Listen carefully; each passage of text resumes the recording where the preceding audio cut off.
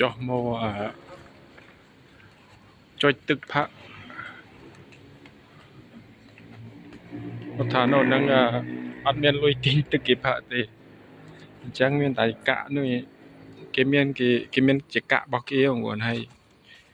ចុចវាចុចធម្មតាតែពេលនេះទឹកវាហូរ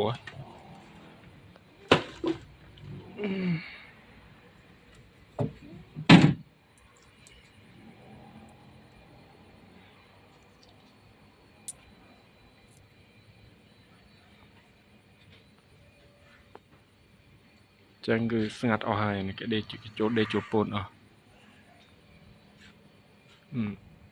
សាឡានព្រាត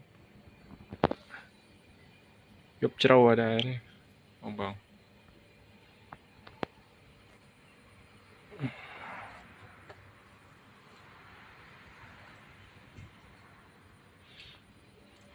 មើលវិធីខ្ញុំប្រាប់របៀបពីចុចដំបូងយើងចូលកាក់សិនណា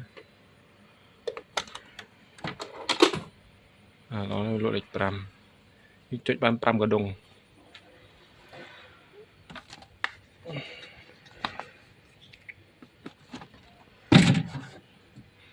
ដាក់ដបហ្នឹង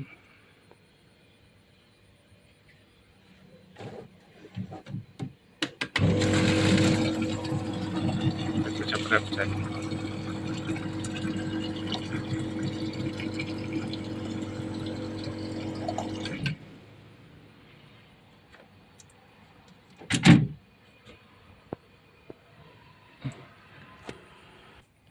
នេះកដុងទី2ដាក់វាចំប្រឡោះវាយើងចុចទៅវានេះប្រាប់វាចុចចូលដល់ដល់ទីគោមកប្រភេទទឹកចម្រោះទឹកស្អាតគេដាក់ចូលតកាក់ទៅវាអូខេបាត់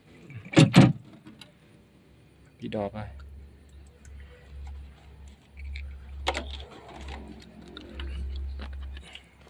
បើទីនិយាយ20វា28វាមាន6ដបអញ្ចឹងបើយើង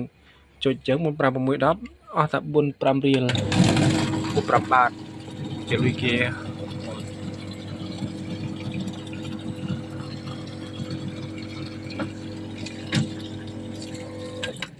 ើយ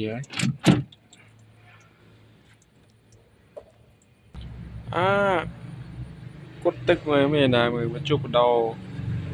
តាកកដោនេះបងប្អូន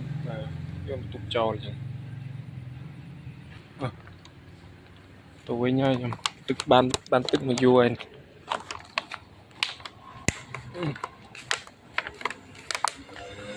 ហើយយប់ជ្រៅ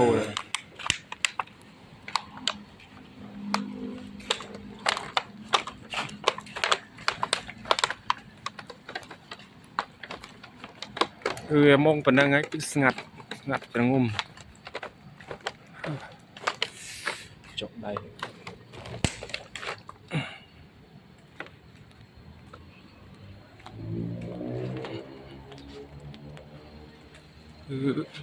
គឺខុនដូគេទឹកខ្ពស់ហ្នឹងទឹកវានៅខុនដូនេះមួយទៀតនោះតែថ្លៃកក់គេហ្នឹង4560,000លុយខ្មែរ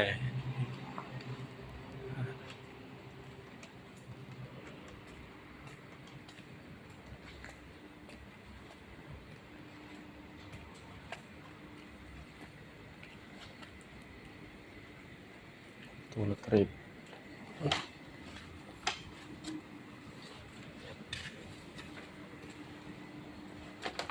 ចឹងអរគុណច្រើនសម្រាប់ការទេសនាផ្លូវឡើងហើយ